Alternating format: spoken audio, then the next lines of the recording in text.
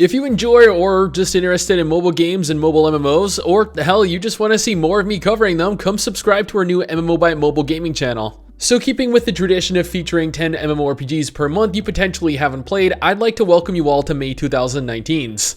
Before I get into this video, allow me to preface it by stating that these are going to be 10 MMORPGs that you may have played but also potentially haven't. None of these games are the quote-unquote best MMORPG. That's not what this list is for. This list is purely to attempt to bring additional attention, additional focus to games you may have overlooked in the past or games that you may not even know exist. So please do not get the wrong idea. With that out of the way and hopefully abundantly clear, welcome to my list of 10 free-to-play MMORPGs you should totally try in May 2019.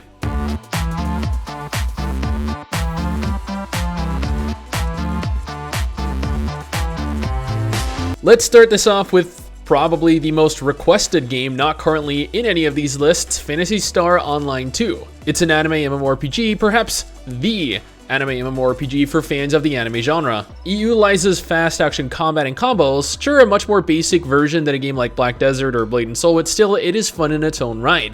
The graphical style is also likely the most anime-ish you'll get. Sure, there are more chibi anime-styled games like Aura Kingdom or Soul Worker, but none of them enable you to fully embrace the otaku lifestyle. Like Soul Worker, PSO2 is unfortunately hub-based, taking you through what I can only explain as the largest instanced linear zones you're probably gonna come across in a game of this kind. Unfortunately, the game is only in Japanese, but there is a very large English translation patch out available that every non-Japanese player uses to play. And there are a lot of us.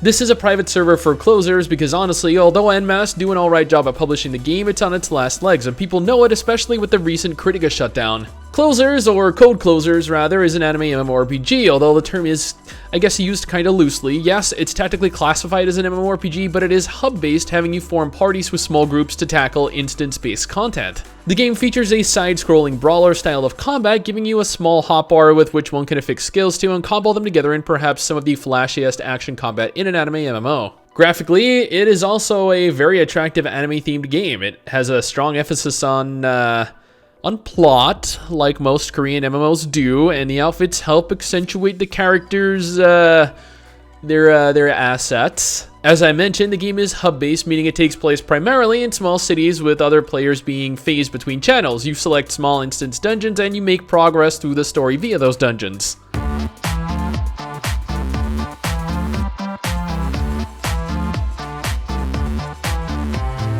I'm sure a lot of you have played Blatant Soul. I mean, by this point, who really hasn't? Well, on the off chance that someone here has actually somehow missed this game, let's talk about it for a sec. Blatant Soul is, well, when I don't call it an anime MMORPG, people get all defensive and start criticizing what kind of criteria I use for an anime MMORPG. When I call it an anime MMORPG, people get all pissy and say, I don't know what the hell I'm talking about. So, you know, Blatant Soul, it's a kinda anime-inspired, but not completely anime-ish MMORPG. It also has what is perhaps the smallest hotbar in an MMO ever conceived, giving players a very small selection of skills that you can combo into other skills, providing more diversity in combat abilities to further you progress through the game. Combat is action, not like Black Desert-style action.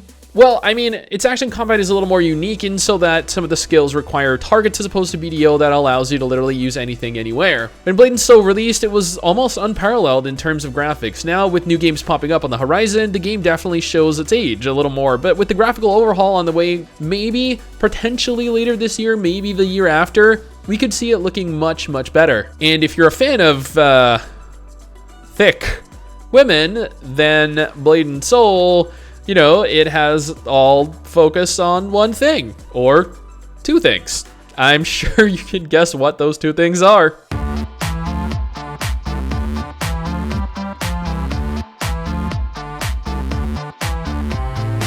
I talk about Mabinogi all the time when I discuss anime MMORPGs because, and I'm not exaggerating here, when Mabinogi launched, it was one of the most innovative MMOs of its kind. To this day, in mid-2019, it is still one of the most innovative MMOs of its kind.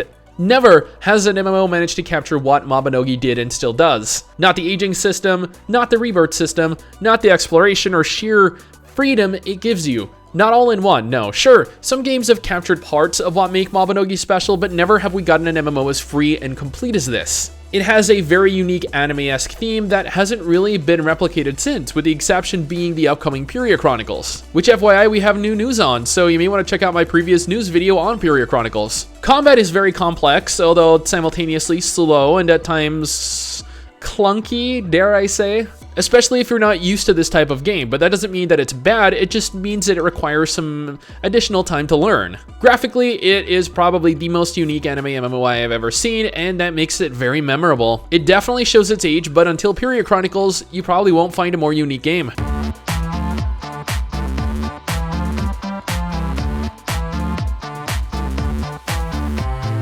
Requiem Mori is probably one of the only non-anime themed MMOs in this list, and it is quite the MMO at that. Do note though that this game is not for the easily disturbed, disgusted, or those of you that are squeamish. There is a lot of death, a lot of gore, dismemberment, guts, and just more flown everywhere, anywhere. And just down places you would rather than not end up in Requiem. The game is one of the only horror-themed MMORPGs that I have pretty much ever seen, taking place in a weird dystopian future, I think. I don't know, I forgot the plot. It's been like 2 years since I last tried this game out. The game itself is pretty generic. Combat is normal tab target, and graphically it looks similar to most mid-2000s Korean MMOs, but its setting is where it shines. When I kill monsters, I could dismember them.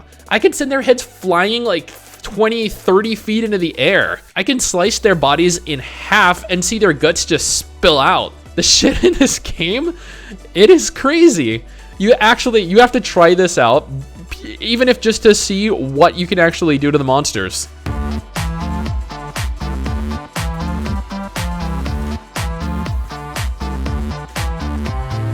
Vindictus is pretty much like Phantasy Star Online 2, but with titties.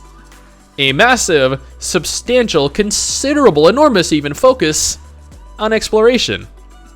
I'm just messing with you guys. It's on the titties. It's all on the titties. Vindictus is a very realistic hub-based dungeon crawler MMORPG, just like PSO2 or Soulwork or Closers, Critica, you know. It has very, very, very good action combat. To date, some people consider Vindictus to actually have the best action combat in the genre, and I will admit, if it were optimized and made open world, I could see it perhaps being one of the better MMOs out there. Unfortunately though, the instanced world and dungeons prevent it from really being as such, but what it does very well. It's been around a long while and is very polished, with the exception of the optimization. I mean, man, this game drives me crazy with the FPS issues. Graphically though, it is still one of the best looking MMOs in my opinion. The sheer detail in your characters is just incomparable to almost any other MMO out there.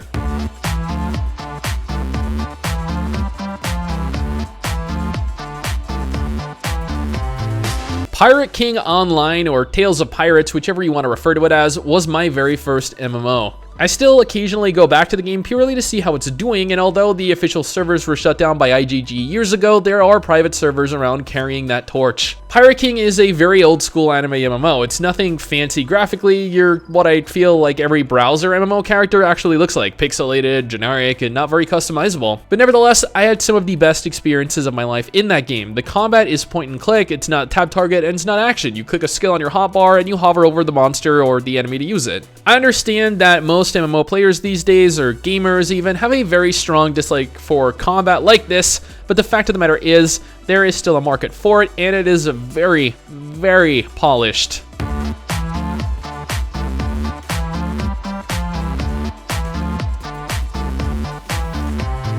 Okay, so Kurtzbell hasn't actually come out yet, but I did a video on it about a month or two ago, and it's hit almost 500,000 views. The game is scheduled to release next week, and I'm going to be playing it with my wife, Mrs. Sticks, while simultaneously doing a video on it, so you know, I thought now was the opportune time to include it in the list. Kurtzbell is a very heavily instanced MMO-esque game.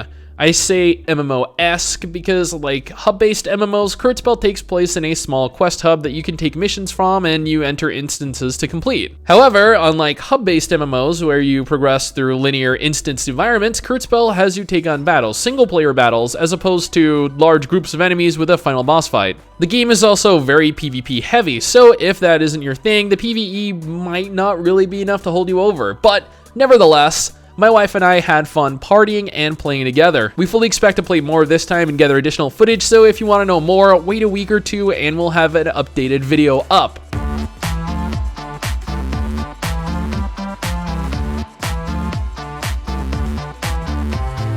I feel like Atlantica Online is one of the very few unique, innovative MMORPGs pretty much ever released. It's not that the game looks unique, it's that unlike most MMOs that have you play your character, customize your character, gear your character, and ultimately progress your character, Atlantica has you do that to a party of them. In specific, you gain access to a large group, a party of NPCs that you actually control in combat similarly to your own personal character, and you have the ability to craft and gear them how you like. Tell me, what other games other than, I guess, something like Granada Espada allow for that kind of gameplay? Exactly, they don't. If you're a fan of old JRPGs like Final Fantasy, Suikoden, Star Ocean, or the Tales of games, then you'll probably be surprised to learn that Atlantica actually utilizes an instance combat screen, having you engage in turn-based combat in an alternate screen. Like, I cannot begin to express how awesome this game is. Seriously, you need to actually play it personally to fully understand this. And there we have it, 10 MMORPGs you may or may not have heard about. Are they good MMORPGs? They're all a lot of fun to mess around in, and honestly, you never lose anything from trying something new, other than perhaps a little bit of time.